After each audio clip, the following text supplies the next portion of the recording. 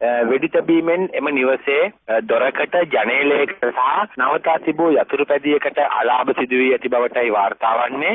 මෙල්ම වෙඩි තැබීමෙන් අනතුරුව යතුරු පැදියෙන් පැමිණි පුද්ගලයන් දෙදෙනා පලා ගොස් තිබෙනවා.